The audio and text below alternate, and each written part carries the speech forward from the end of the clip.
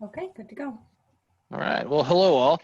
Welcome to the second live update from your affiliate committee.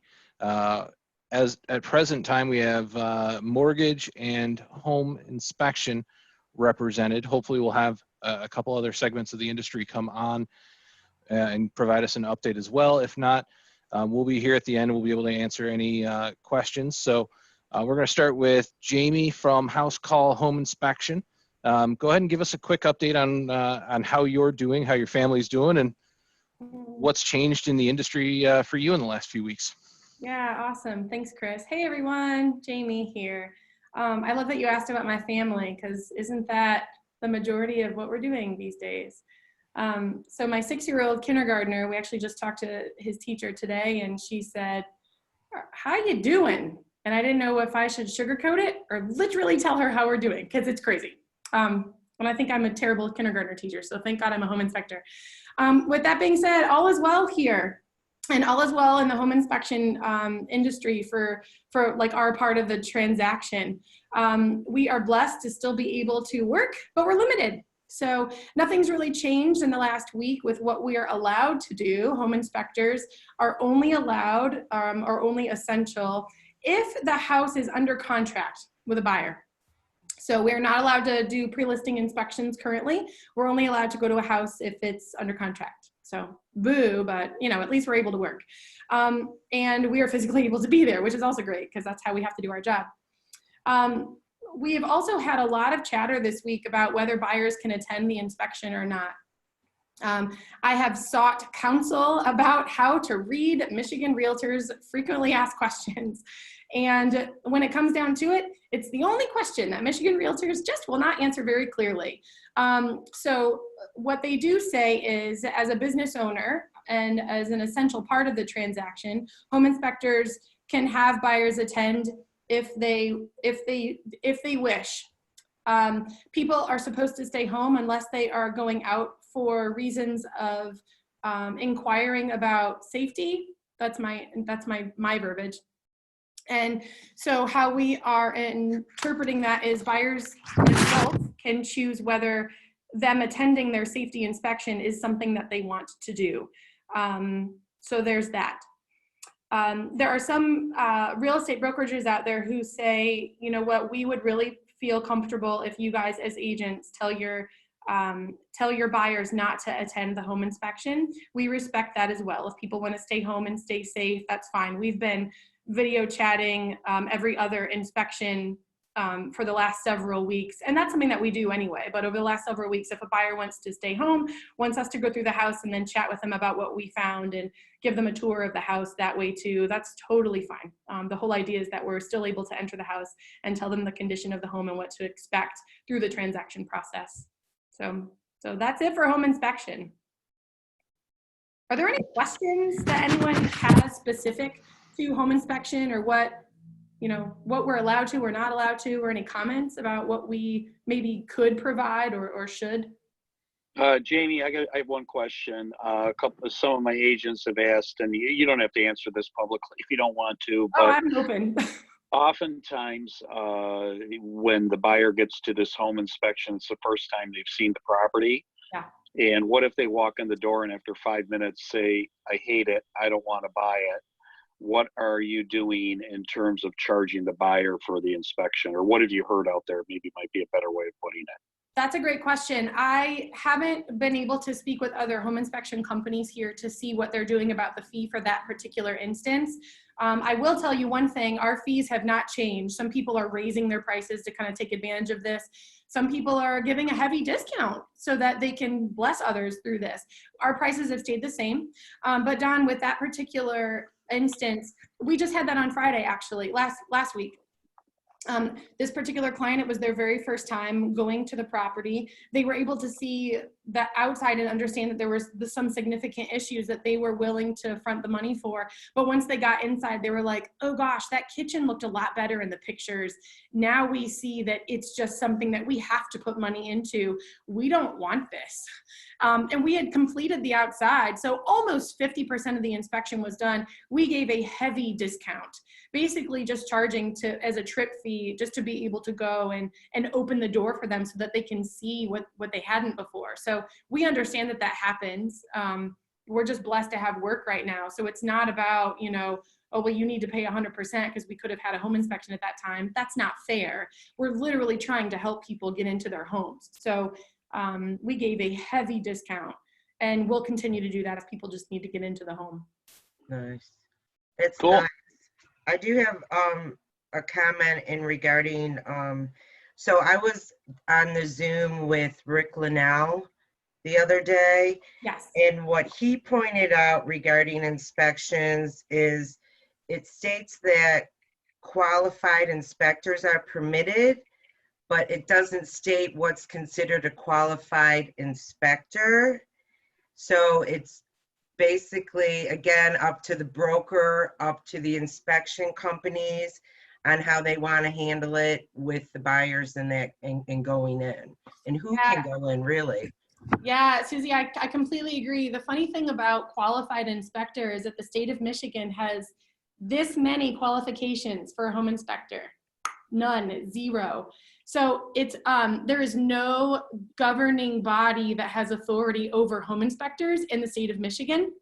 But because we completely respect the fact that the majority of our business as home inspectors exists because of the real estate transaction, we choose to abide by what Michigan Realtors says or suggests we should or should not do. Of course, we have to have some kind of standard to abide by. So we know our place. But yeah, there's zero, you said like, what did you say, qualifications or something? Yeah, there are none. Which is terrifying.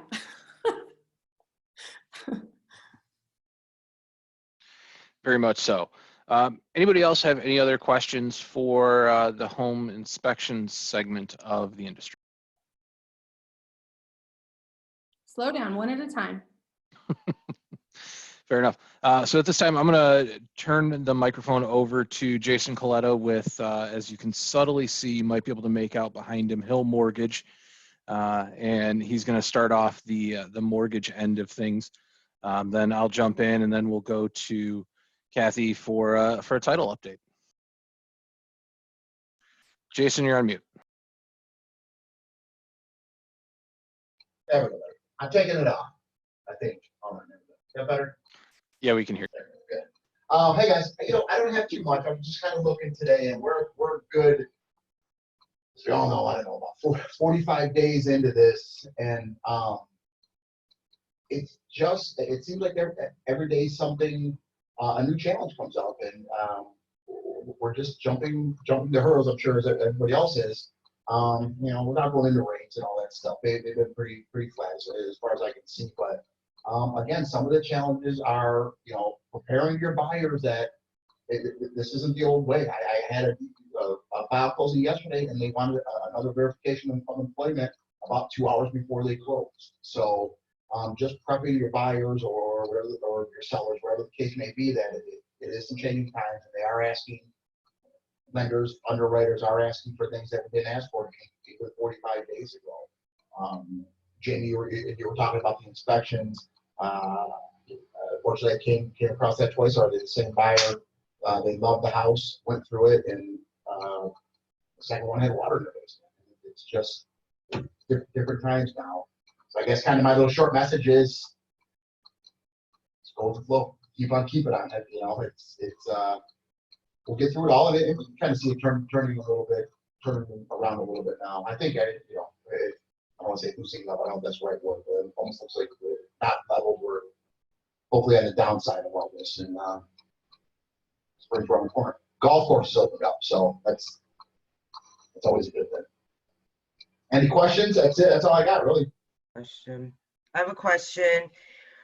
Regarding pre-approval letters, are lenders extending them if their rate lock goes beyond because of the COVID?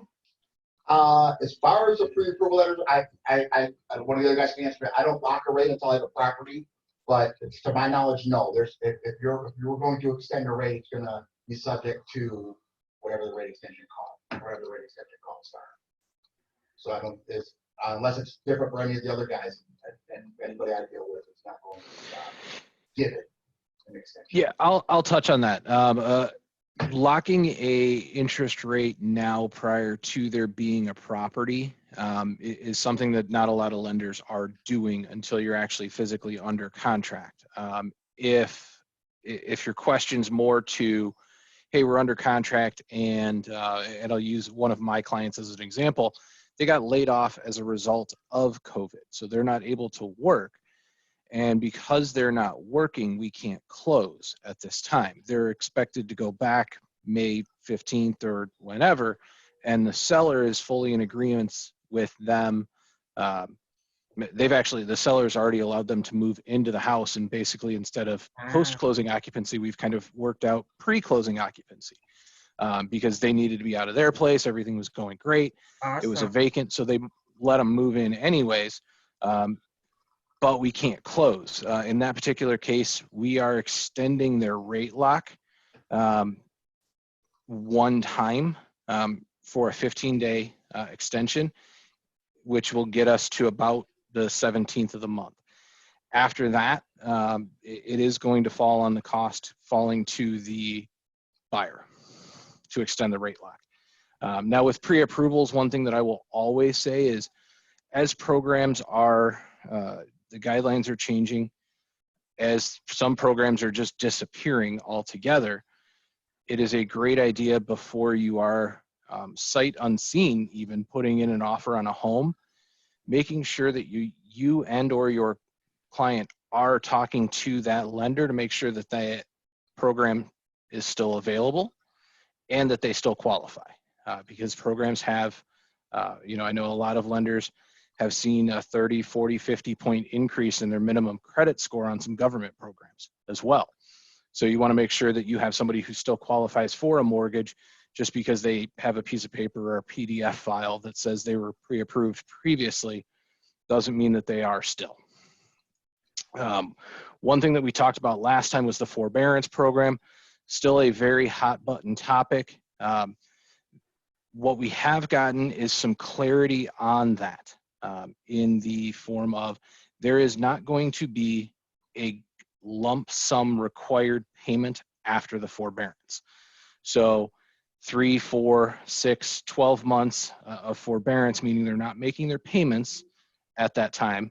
It's not a forgiveness, it is a forbearance. Those can be moved to the back end. They can be divided up over the next year. However, the servicer wants to break that down with them, with the buyer or borrower. There will not be a lump sum requirement, which is a very good thing. And there wasn't clarity on that until we actually got that about 8 o'clock Monday night this week.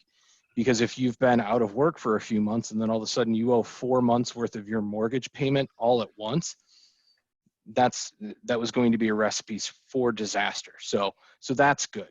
One thing that hasn't done though is provide relief for lenders, because what we're still looking at is if they go into what is called a first payment default, or don't make that first payment, they close and then they immediately go into forbearance, which is allowed and legal.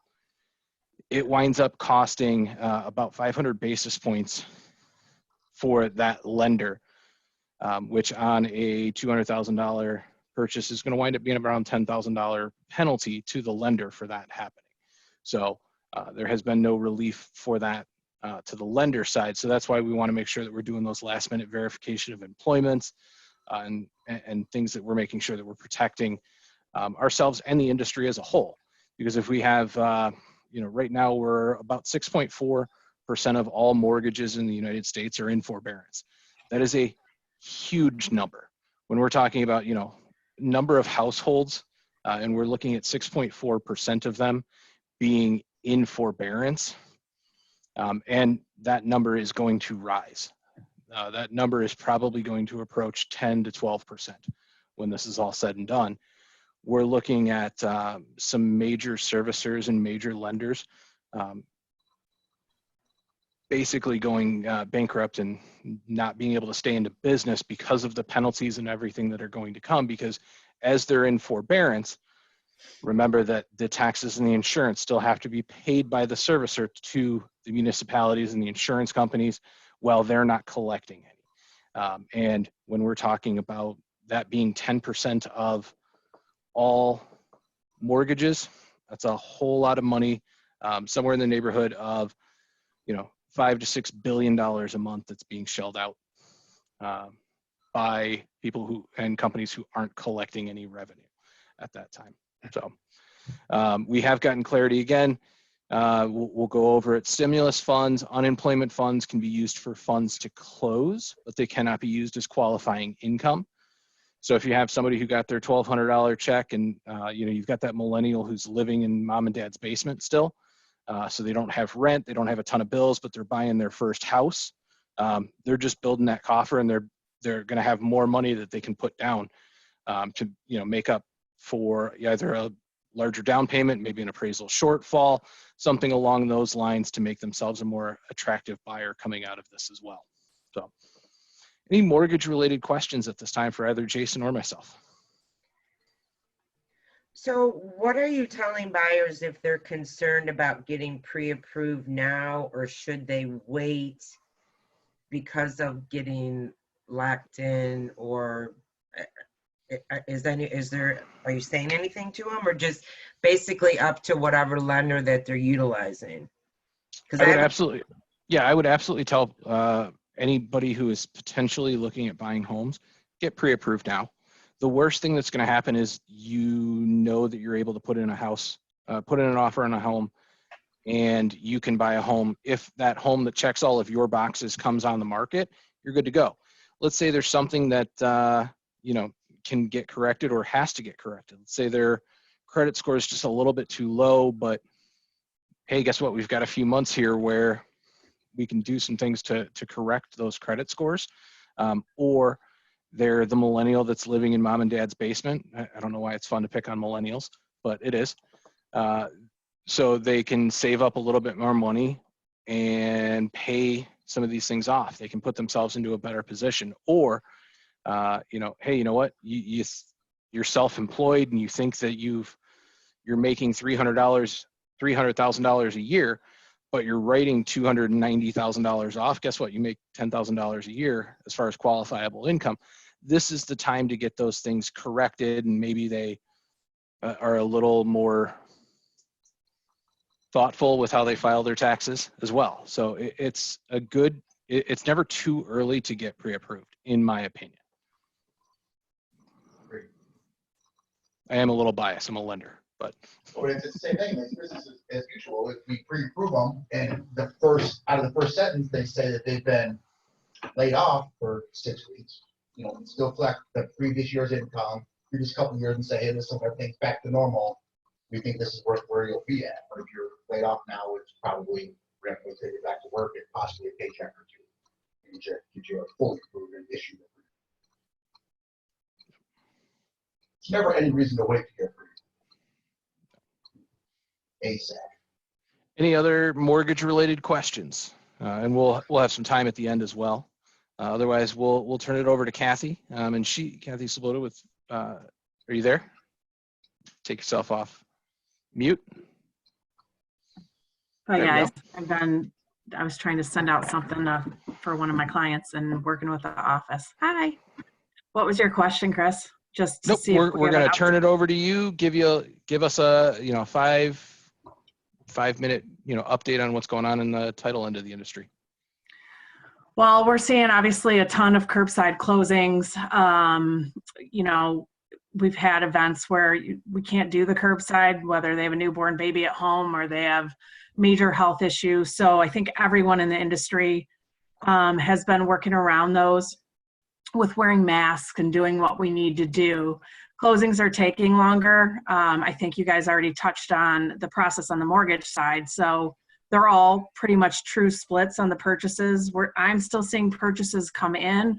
Obviously, the volume of those is down. Those of us that are in the title business have obviously seen that uptick in refi, so we're busy. Being that most of us, from everything I've heard from other title companies and partners, we're trying to keep the traffic in the offices down. So it's new ground with realtors and the loan officers not being there. So we've been using FaceTime and conference calls for that, to make that more seamless for you guys. What else can I tell you? I mean, what I'm hearing from everybody out in the industry is positivity from my brokers and from my realtor partners and my lenders. You know, with Women's Council, we've got a Thriving Through Adversity next week that Grosse Pointe just sent out, the board just sent out. So Simon T. Bailey is going to be doing a half-hour presentation at 10 o'clock next Wednesday. I've heard phenomenal things from close friends that have seen him speak in person. So I think it's going to be a good, solid half hour. He's going to do a question and answer after that. I don't know if anyone has any other specifics. I'm happy to answer any specific questions you might have. I've got a technology call tomorrow if anyone wants to hop on my tech call. Fidelity National's got a ton of different tech tools that we can put at your fingertips in terms of accessing deeds, mortgages, and helping with marketing tools. So if anyone wants to shoot me a message, happy to get you set up with that. Other than that, any questions for me? Did I talk fast enough?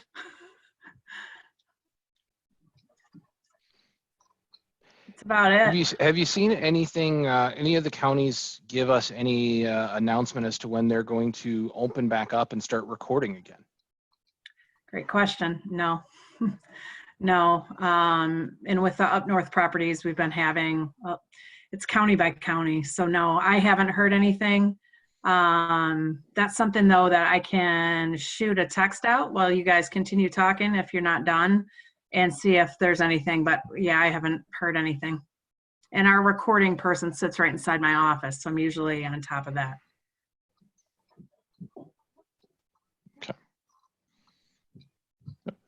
So we'll open it up to the floor. Does anybody have any questions? We don't have any of our insurance people here, but I'm well tuned into that as well. If anybody has any questions, I'll do my best within the scope of my licensure to answer those, or mortgage related. What do you see as far as long-term rates are concerned, Chris? Obviously, they're at ridiculously historic lows. Is it going to stay? Is it going to bump up? Typically, it doesn't move much, but is it going to stay where it's at for a while? So we saw a period of basically unmatched volatility a few weeks ago. We saw within a 5-day segment, we saw interest rates move as much as 2.25%. From the high to the low, and that in the span of a year is big movement, but in the span of a week is absolutely astronomical.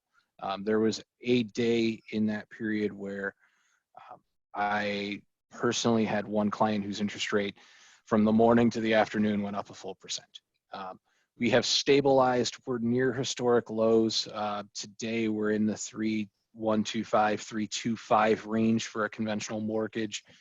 So absolutely phenomenal as far as interest rates are concerned. Long term, I don't see us necessarily moving up a whole lot above maybe the 3.5 range. And if certain things happen when we do open the economy, which I'm not a huge fan of that term, but once we do open that back up, realistically, I think we could actually see rates fall this summer.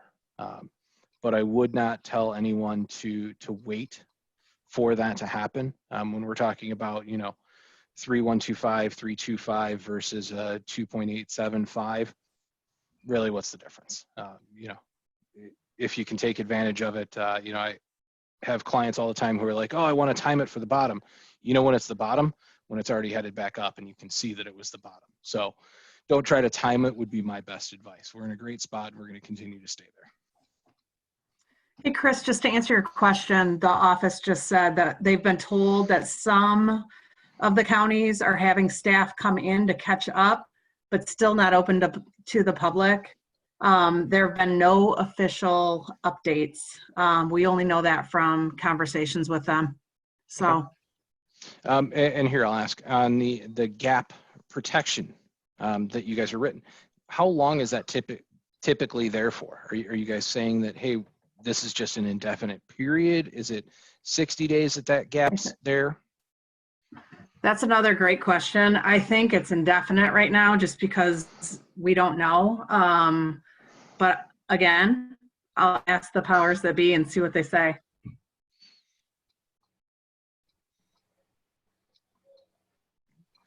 Does anybody else have any questions?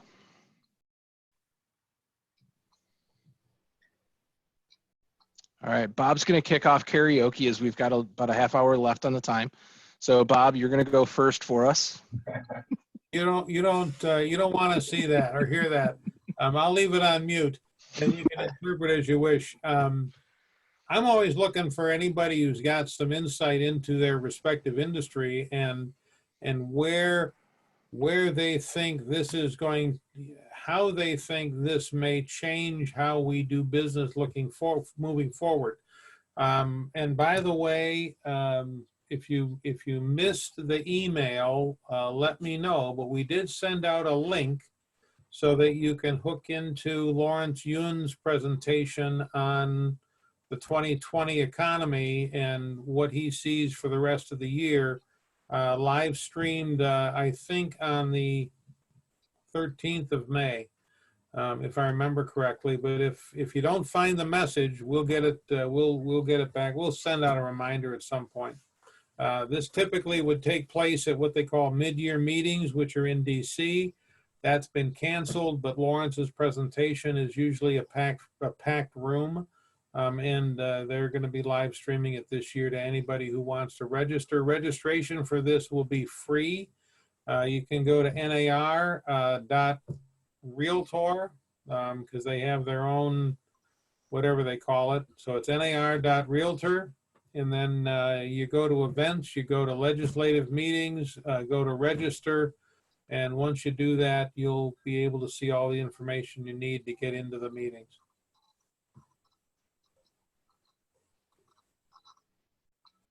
I don't have a response back yet on the COVID question with GAP. So Well, we can always shoot that out later. Yeah. Okay. Well, if there are no other questions, I want to thank everybody for their time.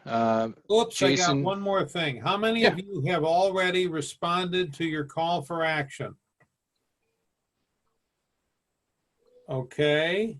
All of you who are practicing realtors, that's the wrong answer. So look for the email. You need to do your call for action. I got to tell you, I've spent a fair amount of time the last 3 days responding to, well, what are we going to do about it? And this is the answer. So this is what we're going to do about it. And it's collective, and it's something that we all get to do. And it's click, click, submit. Takes not a whole lot of time. Oh, yeah, Allison, do that. So please, this is what you can do for those who have wanted to do something. Allison is going to run a video from our president.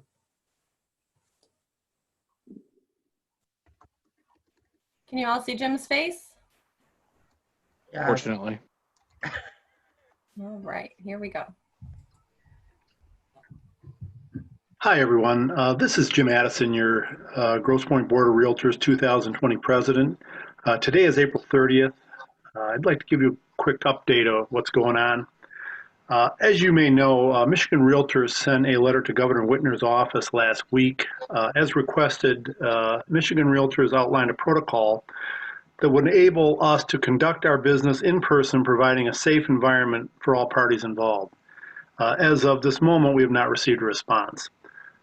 Earlier today, you received a call to action notification from Michigan Realtors through email or text. It's critically important that you respond. It takes less than 2 minutes. All you need to do is click on the link, type in your name, email, and home address, read the letter, which is a one-page document, and hit send. That's it. Click, click, submit, done. You know, it is our time to speak up. We all want to get back to work, and collectively we can make a difference. I'd also like to report that today the Grosse Pointe Board of Realtors received $37,400 from the Small Business Administration through the Payroll Protection Program. This is a forgivable loan and will certainly help us meet our financial obligations going forward in this difficult time. I want to give some kudos to Bob Taylor, our CEO, for his quick actions getting our application filled out correctly and submitted in a timely fashion. That's it for now. Again, I feel honored to serve you as your president, and soon we'll all be getting back to work.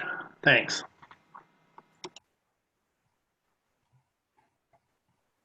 So please take the time to find the email. Please get that call to action. Be assured nobody is going to read the letter you sent. What they are going to do is look at the stack of letters. And typically the board does about a 23-26% response rate to these. That isn't going to move the needle in Lansing. So if you want to do something, you fill it out and then get the people you know to fill it out.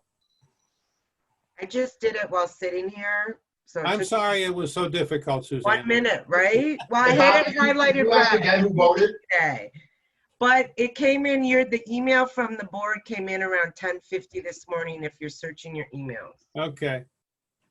Also, just to chime back in, Trisha Gallagher, who runs Fidelity for the state, said currently there's no time limit and they are being cautious in the counties that are totally shut down. So Chris, hopefully that answers your question. That's good to know, because what we don't want to run into is an issue where, you know, 30, 45 days from now, we got to run back and everything that did get closed has to get re-signed. So it's Yeah. good that they did that up front and just said, hey, Yeah. this is kind of an indefinite protection. Yeah. So, good. Any other questions? We'll go ahead and jump around the room. Again, Jaymie, if you want to give your contact information, should anybody have any questions that they want to ask offline or that come up in the future. Yeah, so I'm gonna put my info in the chat as well, but Jaymie with House Call Home Inspection. The number to reach us is 586-434-0243. Our website is House Call Detroit, and that's also my email, Jaymie, Jaymie, @housecalldetroit.com. I'll put it in the chat. Even if it is, you know, you and a client looking at a house before the offer is even made, if you have any questions about anything, even if it's a little thing that you saw in a picture, let me know. That's what we do. Thank you. Jason? Yeah, Jason Kaleta, Hill Mortgage, 586-524-0700. J Kaleta @hillhomeloans.com. Good. Kathy?